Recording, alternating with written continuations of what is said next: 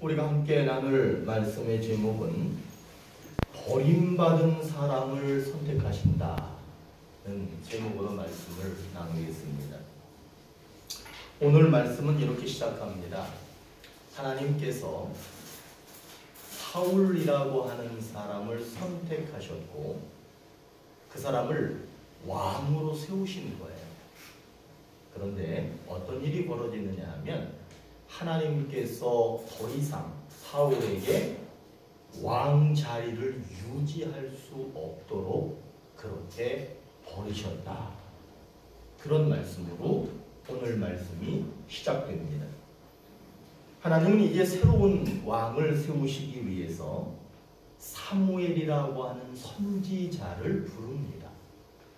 그리고는 그 사무엘에게 기름을 뿔로 된 병이 있는데 그 뿔병에 기름을 채워가지고 베들레헴 이세라고 하는 사람에게 가라고 그렇게 말씀을 하세요.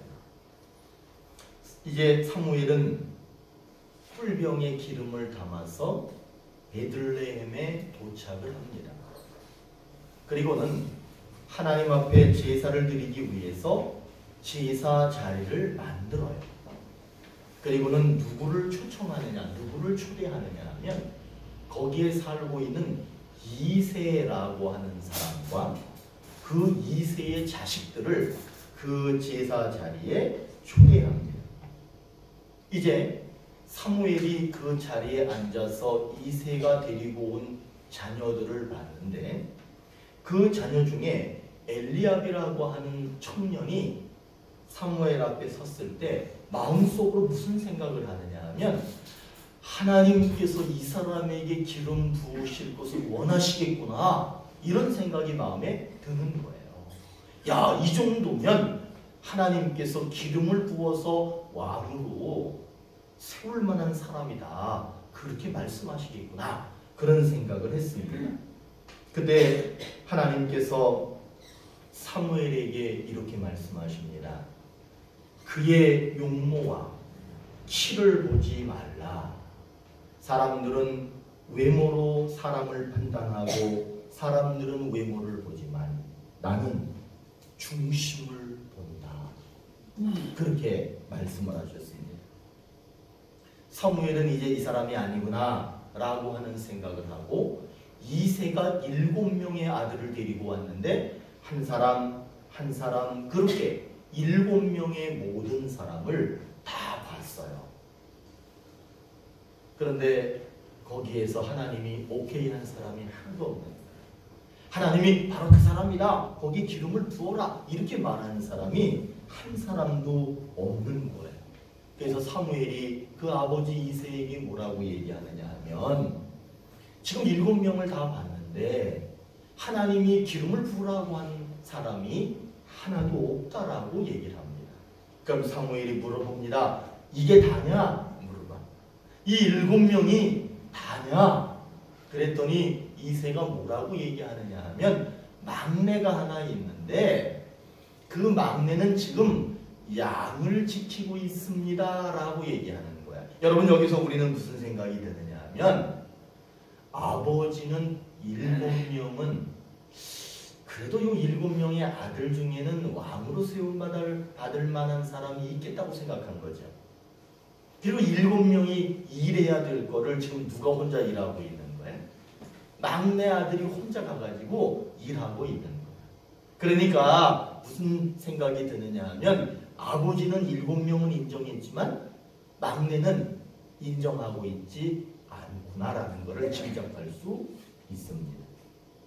사무엘이 얘기합니다. 빨리 가서 막내를 데리고 오라, 그렇게 말합니다. 그래서 급하게 가서 그 막내를 데리고 왔어요. 막내를 데리고 왔는데 이 막내의 모습이 어떠냐 하면 아직은 어린 애송이야. 애송이 청년이 온 거야. 그런데 그때 하나님께서 사무엘에게 말합니다. 기름을 부어라. 그 아이에게 기름을 부어라. 그러니까 사무엘이 그 뿔병에 담겨 있는 기름을 그 막내 애송이, 그 청년에게 부었어요. 근데 놀라운 일이 벌어집니다. 형제 중에서 가장 어리고 아버지나 형들이 인정하지 않았던 중요한 자리에 참석하지 못하고 그저 형들이 해야 되는 모든 일을 맡고 있는 그 막내 애송이에게 기름을 붓자 어떤 일이 일어나기 시작했냐? 하나님이 그 아이와 함께 하셨다. 여러분, 하나님이 함께 하시면 놀라운 일이 일어납니다. 그 놀라운 일이 뭐냐면 한번 따라합니다. 형통. 형통이라고 하는 것은 내가 달려가는 데 있어서 막히는 것이 하나도 없다는 거야. 지금까지 이 아이는 막내였기 때문에 제약이 많았어요. 막히는 게 많았어요.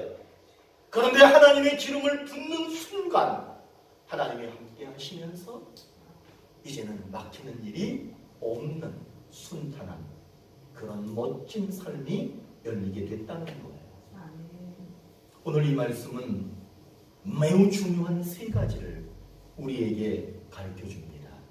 그 첫 번째가 뭐냐 하면 당시 사울이라는 왕은 하나님 마음에 쏙 들었어. 그래서 왕이 되었지만 중간에 하나님을 거역해요.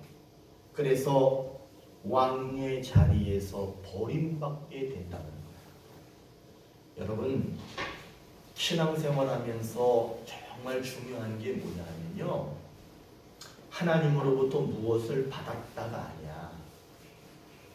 그 받은 것을 내가 지금도 가지고 있느냐가 더 중요한 거예요. 하나님은 사랑이 많으셨어요. 다 주셔요. 이 땅의 모든 사람에게 하나님은 충분히 주셨어요. 그런데 어떤 사람들은 그거를 가지고 있는 사람이 있고요. 어떤 사람은 그게 없는 사람이 있어요. 사울 왕은 바로 그런 사람이에요. 받았어요. 왕이 됐습니다. 그런데 하나님으로부터 버림받았다는 사실이에요. 두 번째로 우리에게 가르쳐주는 게 뭐냐면 사람은 사람을 보거나 사람을 선택할 때 외모를 본대. 그런데 하나님께서는 무엇을 보신대? 중심을 보신대. 중심. 한번 따라해 보세요. 마음, 생각, 그걸 보신다. 세 번째는 아버지 이세 그리고 형제들의 관심밖에 있던 애송이 청년 다윗을 하나님께서는 선택하신다. 버림받고 소외되고 관심밖에 있던 그 사람을 하나님이 선택하신다는 거예요. 우리는 이 세 가지를 오늘 말씀에서 배울 수 있습니다. 하나님은 누군가를 선택하실 때 외모가 아니라 그 사람 속에 무엇이 있느냐를 보고 선택하신다는 거예요. 그러면 버림받았지만 버림을 받는다 하더라도 속이 괜찮은 사람을 하나님이 다시 선택해서 그 사람을 사용하신다는 말씀이 오늘의 내용이에요. 오늘 우리 교회에게 하나님께서 그러면 어떤 약속을 주시는 거냐? 제가 설교 때마다 약속을 주신다라고 하는 말을 계속 반복합니다. 그러니까 우리는 이 말씀을 들을 때 오늘은 목사님께서 어떤 약속을 말하나 그거를 잘 들으셔야 돼요. 그 약속이 뭐냐면 따라합니다. 버림받은 사람을 선택하신다. 참 재미있죠. 많은 사람들이 모든 사람들이 버리지만 하나님은 그 사람을 선택하신다. 선택하면 그 사람은 형통해지는 거예요. 고린도후서 4장 16절에 이런 말씀이 있어. 그러므로 우리가 낙심하지 아니하노니 우리의 겉사람은 낡아지나 우리의 속사람은 날로 새로워지도다. 세월이 흐르면 우리의 겉모습은 늙고 병들지요. 그렇죠? 그런데 오늘 성경은 뭐라고 얘기하느냐? 겉사람은 늙고 병들지만 속사람은 하나님의 말씀대로 하나님의 뜻대로 그렇게 살기만 한다면 하나님께서 무엇으로 가득 채워주시느냐? 따라합니다. 형통. 그것으로 가득 채워주신대. 생각해보세요. 몸은 늙고 병들다. 근데 인생까지 꼬이면 어떻게 되겠어? 살만 안 나잖아요. 그런데 우리의 몸이 병들고 기력이 점점 쇠해지지만 우리 속에 하나님께서 형통한 삶으로 이끌어 주시는 은혜가 있다면 그것으로 살 수 있지 않겠습니까? 그러니까 오늘 말씀은 그렇게 얘기합니다. 여러분, 우리의 겉사람은 세월이 갈수록 낡아지지만 여러분의 속은 하나님의 말씀으로 하나님의 뜻으로 가득 채우십시오. 이렇게 말하고 있는 거예요. 우리가 지금은 믿음이 부족하고 하나님으로 채워지지 않았을지라도 그 속에 하나님이 원하시는 씨앗이 있으면 된다는 거예요. 지금 우리가 하나님 앞에 충성하지도 못해. 정말 하나님 앞에 막 목숨을 걸지도 못해. 하나님 앞에 최선을 다하지도 못해. 그렇지만 그래도 우리 마음속 한쪽에 아이고 내가 그래도 하나님 사랑하는데 그 나에게 기회만 주어진다면 내가 그래도 하나님 위해서 살 수 있을 것 같은데 라고 하는 그 작은 씨앗이라도 있기를 원하신다면 하나님께서는 그 사람을 반드시 선택하셔야 돼요. 씨앗이 있어야 돼요. 그래도 내가 하나님 위해서 살아야지. 사실 그런 거야. 교회 올 때 그래도 오늘 내가 조금이라도 봉사해야지. 그거 좋은 씨앗이야. 교회 올 때 오늘 내가 이 김치 요만큼 싸가지고 오지만 이거를 가지고 점심때 이거를 자리에 식당에다가 이렇게 내놓으면 성도들이 그거를 먹을 때 얼마나 좋을까. 그런 마음을 가지고 오면 그거는 좋은 씨앗이 아니야. 좋은 씨앗이야. 그렇죠? 음료수 하나를 가져오든지 또 누구는 그 전에 보면 사탕을 가져오네. 사탕을 가져온 사람도 있어. 그거 뭐 사탕 뭐 그거 10원, 100원 되겠어 그게? 그런데 여러분 그거는 가격으로 따지면 안 돼. 사람은 외모로 보지만 하나님은 무엇을 본다? 마음을 보신다는 거기에 사탕 한 개라도 하나님의 교회를 위해서 하나님의 성도들을 위해서 그 사탕을 두고 입에 넣어줬을 때 그 사람이 단맛을 느끼면서 좋다 그런 거를 생각한다. 그게 바로 좋은 씨앗입니다. 사실 우리 교회는요 매우 좋은 씨앗이 많이 있습니다. 농사를 지으며 고구마 가져온 사람도 있어. 그게 좋은 씨앗이야. 집에서 반찬을 해서 이건 좀 교회 가져가야 되겠다. 그걸 가져오시는 분들. 그런 것들이 다 좋은 씨앗이야. 지금은 내가 막 거창하게 하나님 앞에 무엇인가 못해도 괜찮아. 씨앗만 있으면 되는 거야. 그러면 하나님께서는 그 사람을 반드시 선택합니다. 그리고 그 사람에게 기름을 부으십니다. 그 사람에게 기름을 부으시면 따라합니다. 성령 충만해진다. 성령이 충만해지면 하나님의 힘으로 살게 됩니다. 이제는 내 힘으로 사는 게 아니야. 그리고 지금까지 내 인생이 꼬이고 꼬였어도 그 사람의 인생이 형통한 삶이 될 수 있도록 하나님께서 그렇게 이끌어 주십니다. 제가 여러분 하나님은 외모를 보시지 않고 마음을 보시고 그 안에 뭐가 있습니까? 내가 1억을 하나님께 드려야지, 내 전 재산을 하나님께 드려야지, 그런 거 소용없어. 그게 중요한 게 아니야. 하나님 그래도 내가 사랑하시는 거 알지요. 내가 지금 하나님 앞에 뭔가 못하지만 그래도 내가 하나님 사랑하는 거 아시죠? 라고 하는 그 작은 씨앗. 좀 눈에 안 보일 수도 있어. 그 씨앗이 중요한 거야. 여러분 우리 교회 사랑하는 성도들 여러분 마음속에 그 씨앗이 오늘 생겼으면 좋겠어요.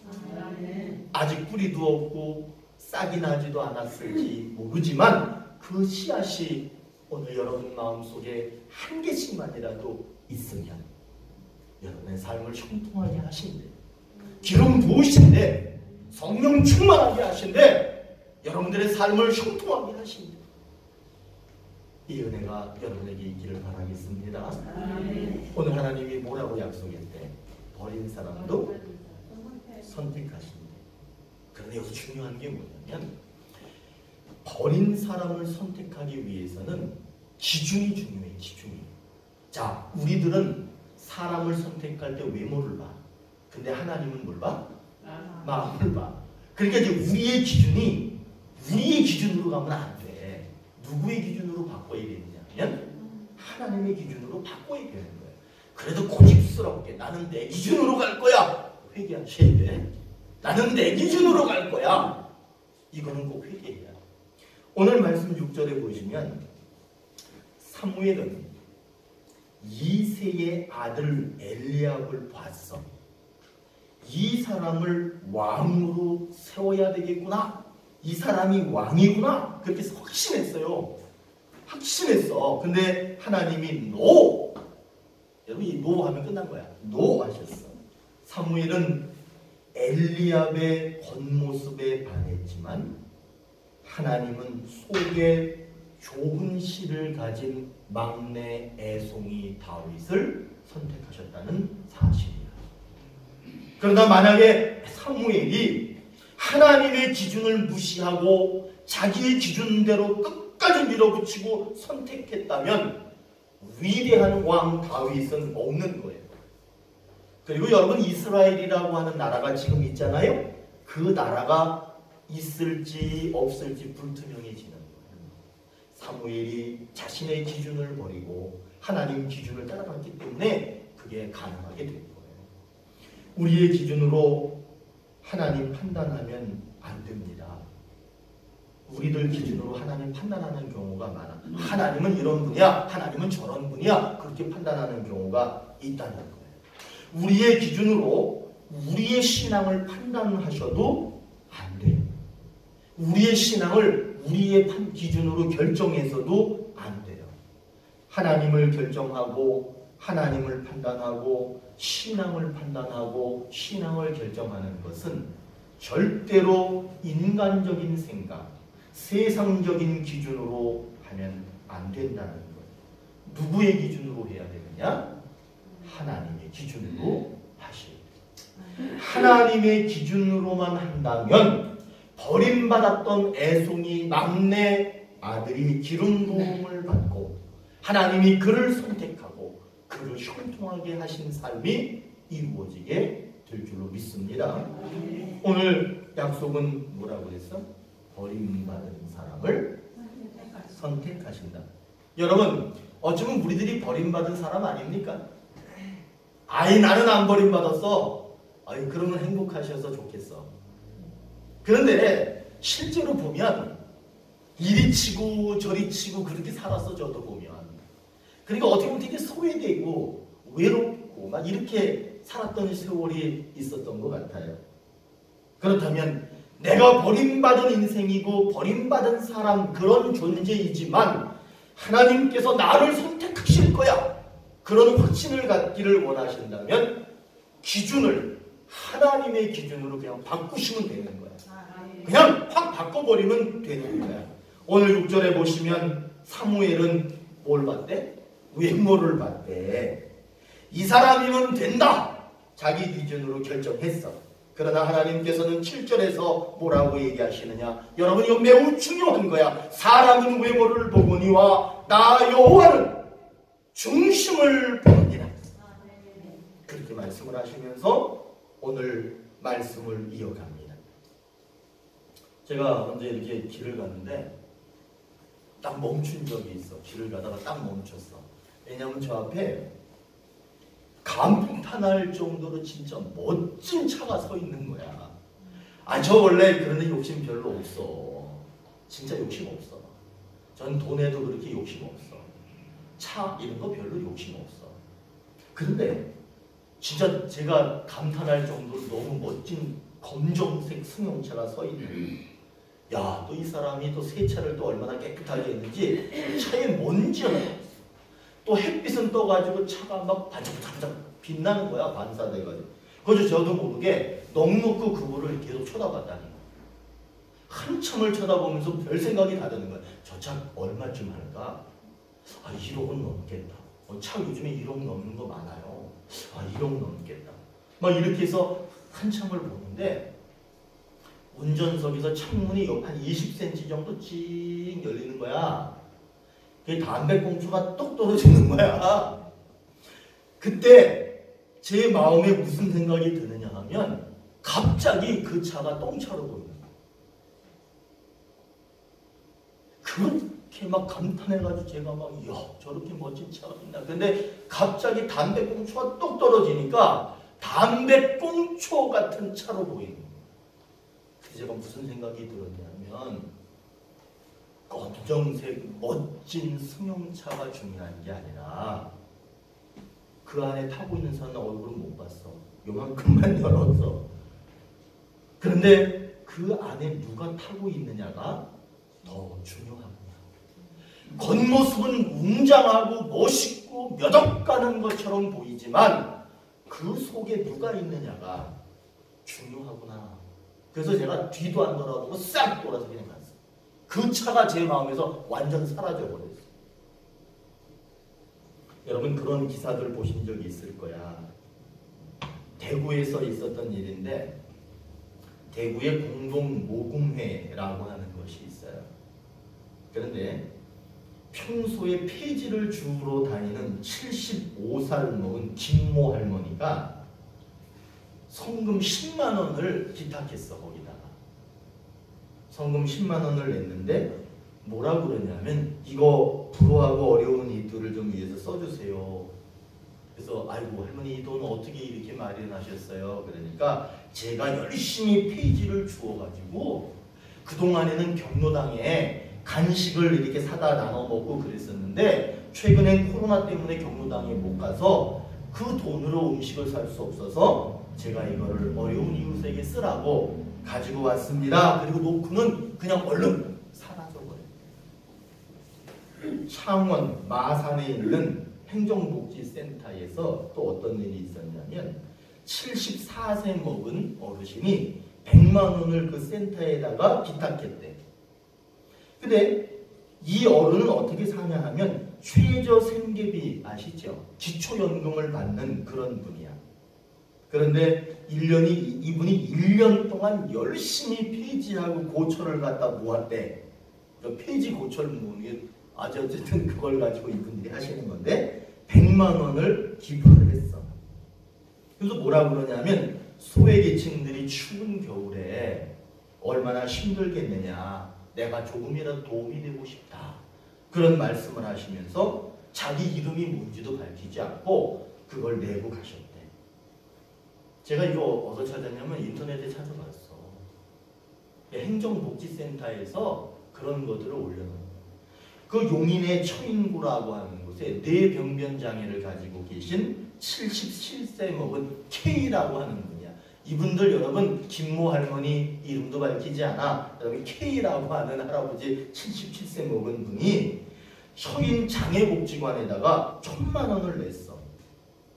근데 이분이 어떻게 해서 그 1,000만 원을 모았냐 그랬더니 역시 뭐겠어? 폐지야.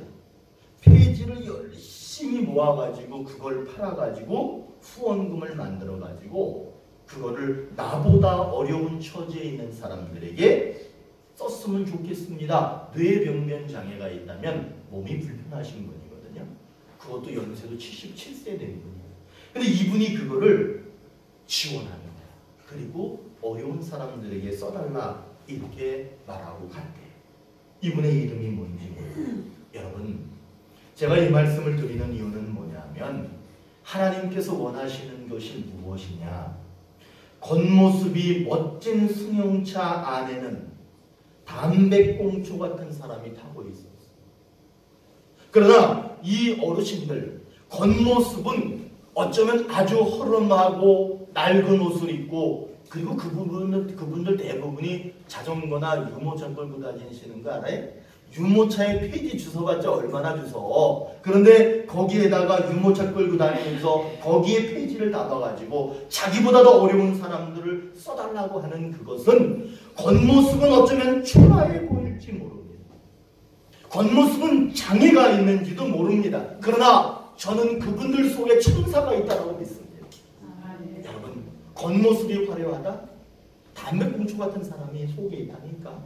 그것이 아니라 겉은 담배꽁초처럼 아주 초라해 보일지 모르지만 그 안에는 세상을 품는 사랑이 있는 그런 분들이 아닌가, 그런 생각을 해봤습니다. 1억이 넘는 먼지 하나 없는 승용차와 폐지를 싣고 다니는 유모차를 한번 비교해 보십시오. 여러분, 어떤 게 멋있어요?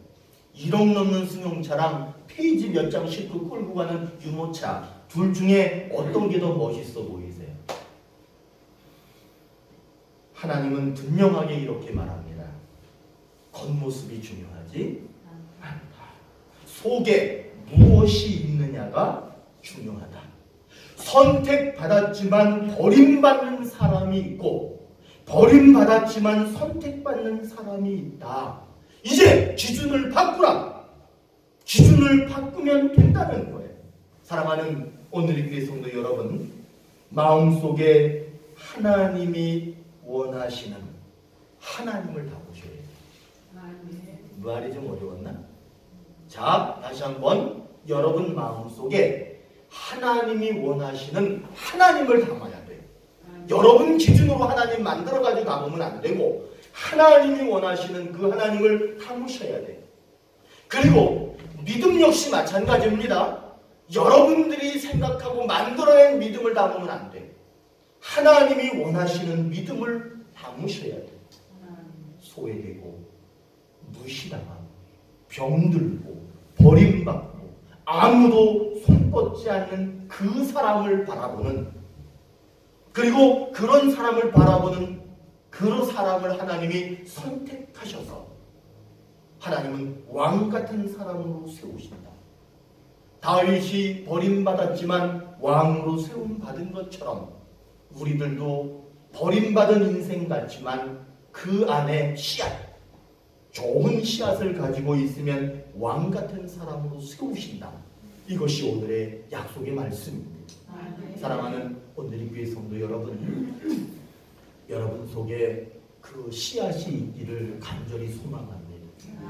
그리고 여러분 그 씨앗을 위해서 열심히 기도하시길 바라겠습니다. 그래서 여러분들의 삶이 다윗왕 같은 형통한 삶이 이루어지기를 축복합니다.